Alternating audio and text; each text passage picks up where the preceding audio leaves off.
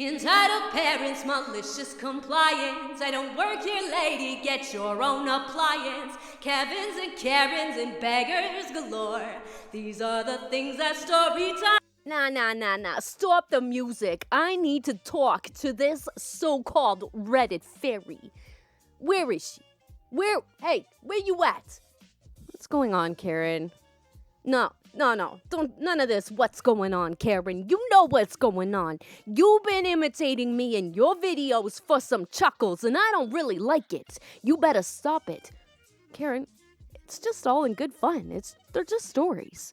I don't care if it's just stories. You better stop it. I'm telling you, girl, because if I hear you talking in my voice for one more video, it's all over. I'm telling you. I'm warning you. Don't do it. Okay, Karen, let's sit down, relax. Let's just have a coffee and just talk about it. We can still be friends, you know? I'm friends with everybody. I don't want your stinking coffee. I'm out of here. All right, Karen. Merry Christmas. All right, guys. Let's get into some r/malicious compliance. Don't sue. We'll let you come onto our property to fix your sewer line. Posted by user Hope We Sink.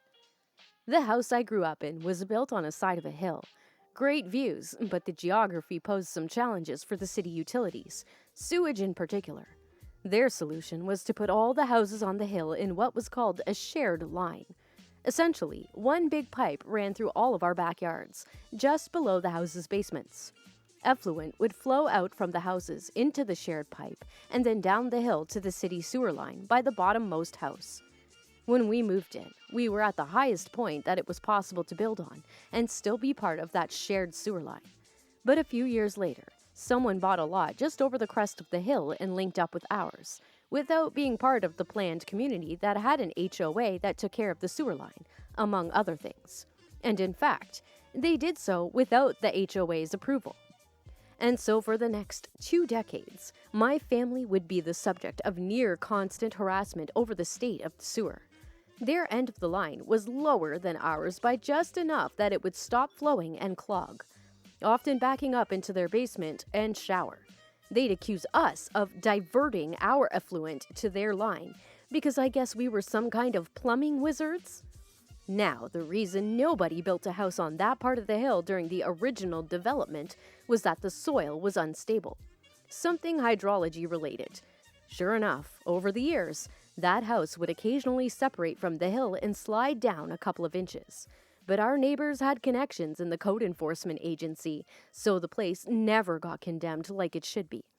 They just had to shore it up and reconnect all the utilities. The thing is, the further down the house moved, the steeper the negative incline was from their sewer connection to our junction box, making the clogs and backups even worse. At one point, it got so bad that their sewer barely flowed. Some days, it got completely clogged. Somehow, this was our fault. They spent the next year calling us every time they tried to flush a toilet and shit came out their downstairs shower. They called a plumber who said they had to redo their part of the shared line, and to do it, they'd have to bust through our 2-story masonry wall so they could get a backhoe onto our property and dig out the line. Of course, we had issues with this. We said, no, you will not come onto our property and tear it up with a big-ass piece of construction equipment. Hire human laborers or something. But instead, they hired lawyers who started slinging paper around. According to them, we were in violation of state law that specifically gave an implied easement granting a homeowner access through another's property to maintain their own. So we hired lawyers of our own, who said that we basically had a choice. We could win the case, but pay a ton of money, or just let it happen. Either way, we'd be screwed. But they pointed out one important fact. That 20-year-old masonry wall wasn't in the greatest of shape anyway, so... A few months later, we presented them with a bill for $75,000 for the rebuilding of the wall, installation of a new set of stairs, replacement of the entire wrought iron fence that had separated the 2 properties, resodding, replacement of ornamental plants and shrubs, and some minor repairs to our sewer, which they had borked up while relaying their pipes.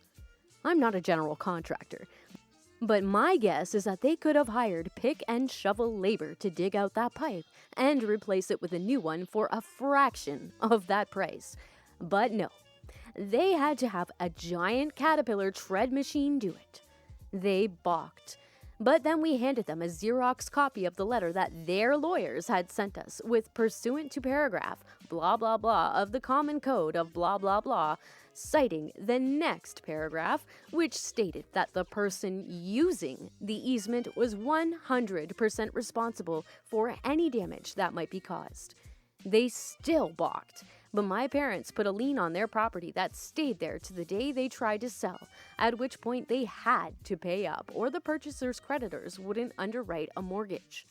I think they had to pay interest too, but I'm not 100% sure about that.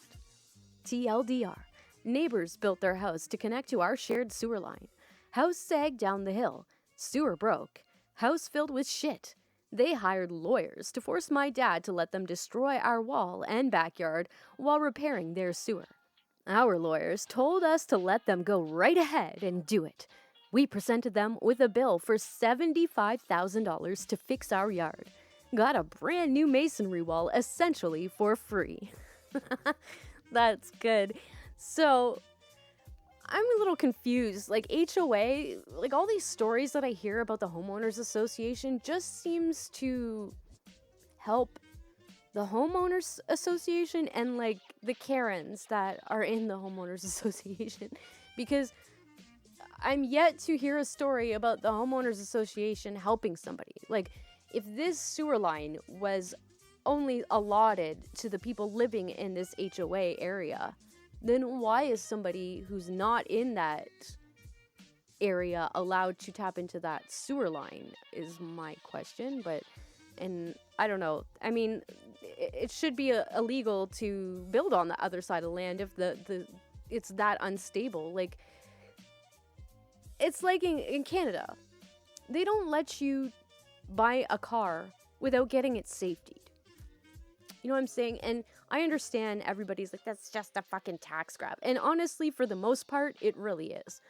But I understand, I think it was implemented as a good idea at first, maybe. But of course, with, government, it's always a tax grab for something. But anyway, I like the idea of a safety. I don't like how much it costs to get one. And I don't like how many weird stipulations there are, like, you can have a car from Michigan that doesn't have daytime running lights. This was how it was a few years ago. I don't know if it's still the same, and if you buy it in the States, you bring it over to Canada, and then you try to put it on the road, there's like extra inspections that you have to do. There's like conversions that you have to do. You have to have daytime running lights. There's a couple of other things I really don't remember what it was at this time, but I learned quite a bit when I used to work at a garage. So there were stipulations where they had to retrofit cars from the States to be legal to drive on Canadian roads permanently.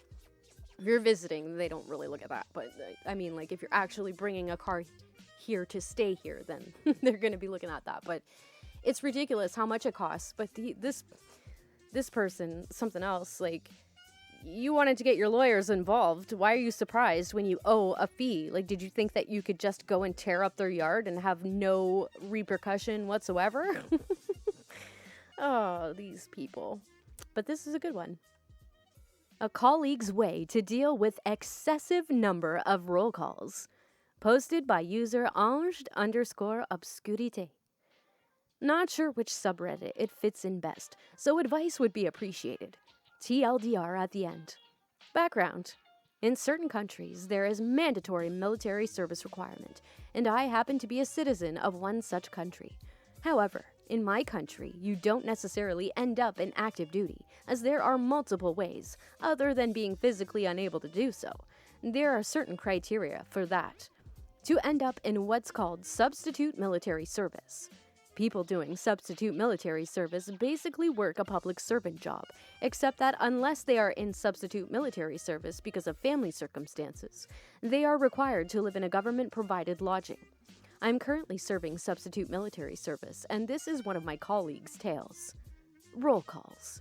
So, because we're technically doing military service, there are laws that govern us. We also have facility-based rules that govern us. Between the two sets of rules, this ends up being the case. If Monday is a work day, there are roll calls. 1. Sunday at 9 p.m. 2. Monday at 6:30 a.m. And 3. Monday at 8 a.m. We're also forbidden to leave the facility between 9 p.m. and 6:30 a.m. 1 and 2 are done by the on-duty officer, whereas 3 is performed by our HR supervisor. Now, the 2 roll call is not always done. Some officers don't care, I think, whereas our HR supervisor, who can and is sometimes the on-duty officer, probably doesn't want to do that many himself in a short span. Again, I think. We have previously requested to the management that if it's possible to eliminate the 2 roll call altogether, and we were told that the 2 and 3 roll calls serve different purposes. The 3 roll call is more like us clocking in, whereas the 2 roll call is to ensure that we didn't do anything stupid during the night, so they will not eliminate the 2 roll call. Time off policy. Because of what my facility does, we are always required to have someone on site among the people doing substitute military service, even during off-work times. We do 8 a.m. to 5 p.m. days Monday to Friday, so if we were to work a specific weekend, we would then get 2 days accrued as vacation days, which we then ask to take off. The same thing is true if we get called to work nights or overtime, though those are usually given in 30-minute increments. We then ask for time off, signed off by our supervisors according to which division we're under. Now, the policy is written that if a person would take the morning off, they are only to report at 1 p.m. If a person would take the afternoon off, they are able to depart at noon, as noon to 1 p.m. is assumed to be our lunch break. The first part translates into, if I take the morning off, I skip all 3 roll calls as I'm on vacation until 1 p.m. The malicious compliance. My colleague, who is renting a place with his girlfriend relatively close by because she's a student at a nearby college, decides that, since there are just too many roll calls, he would just spread his vacation days off into 1 or 2 hour blocks. For instance, he's taking 8 to 10 a.m. off Monday through Thursday this week.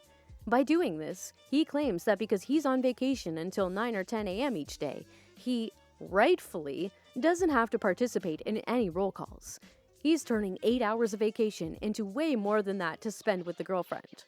TLDR, because my facility rightfully rejected our request to reduce the number of roll calls each day, my colleague decided to skip all of them when he has vacation time. Small victory, but victory nonetheless. It's a cute malicious compliance, I guess, but that seems like a waste of vacation time to me. You know what I mean? Like, I guess, I don't know. That's it. Now I'm thinking not so much, but I mean, there's times where you're so tired of your job and like the policies and the politics that go on that you're just like, I need a little bit of a break from all this. So I understand, but I still don't think I would use my vacation for that. I think I would need to go somewhere for vacation. Oh, it's cute. I really didn't see you. Posted by user RDE42. This just about qualifies as malicious compliance, I think. Backstory. Back in 2010, I had my left eye removed due to cancer. It's no big problem, but obviously my field of vision on that side is not quite what it was. On with the story. I visited a local convenience store to pick up a couple of items. It is a very small store, and there's no clear area to queue, just 2 narrow aisles in front of the counter, at right angles to each other. I collected my stuff and walked up to the counter just as someone was leaving it. I heard a small noise on my left and realized I had gone in front of someone waiting in the other aisle. I apologized, stepped back, and said, "I can't see on that side." The guy smiled, but clearly didn't believe me and wanted to say so, although he didn't, possibly because he had a young girl, probably about 10 years old, with him. There was an unspoken, "Oh yeah? Prove it." I was in a silly mood, so I took my prosthetic eye out and showed it to him. He was a bit shocked. The girl thought it was cool. I replaced my eye and let him finish buying his stuff. That's awesome. That's awesome. I mean, not awesome that you lost your eye. That's unfortunate, but it's awesome that I love these kind of like, they're not like too bad where you're destroying someone's life because I'm not really down with that unless you're like a really awful, horrible person. But this is a good one. It's cute. I like this kind of humor. Actually, this reminds me of a story from my childhood. That's right, folks. Sit back and listen to my woes of a child. So my Nana had this friend, and these two friends. They were a married couple, and the guy, he was missing his thumb. Till this day, I do not know how he lost his thumb. He passed away some years ago, so I never got to ask him. But when I was a child, I never sucked my thumb because of this guy. Because they scared me so bad and said, if you suck your thumb, you're gonna lose it like him. Because he didn't have a thumb. So I was like freaked out. I'm like, I'm never sucking my thumbs. Fuck that shit, So you never know. Like, I mean, kids might learn lessons from that. Alright, my dudes, and the last story of the day is called I Can Take Pictures of Whoever I Want, posted by user GLDN_cocktails. From the creative mind that brought you no reservation, no problem, and I needs my discount comes I can take pictures of whoever I want. It's me, Chaboy, local government employee in the Midwest, coming at ya with the malicious compliance, you betcha. A previous city job of mine was training lifeguards at the local pool. This was the nicest one in town, and we had much higher certifications than Red Cross pools. There was a manager, older guy, wasn't usually there, assistant manager, a female friend of mine that was younger, and the trainer, me. I was 21 at the time, looking like the rest of the 16 and 17-year-old guards. One day, doing the rounds, making sure everyone is getting water, doing okay, etc., I see a man with a fancy camera taking pictures of kids. Not just a dad taking an iPhone picture of his children, but like a 40-year-old man walking around taking lots of pictures of lots of different kids. Oh, not in my pool. Hey there, Mr. Sir. Can I ask why you're taking pics of all the children? Oh, I work for the city. This is all for the website. Cool. Can I see your badge? If you're out in public, you get a very obvious green lanyard with your picture and title. Oh, sorry. Must have left it in the car. I'm gonna have to ask you to leave and go grab that for me. And if you could get the waivers for the kids and families too, since you're using their pictures for advertising, that would be peachy. I'm a city employee. I don't need waivers. Everyone is in public, so I'm good.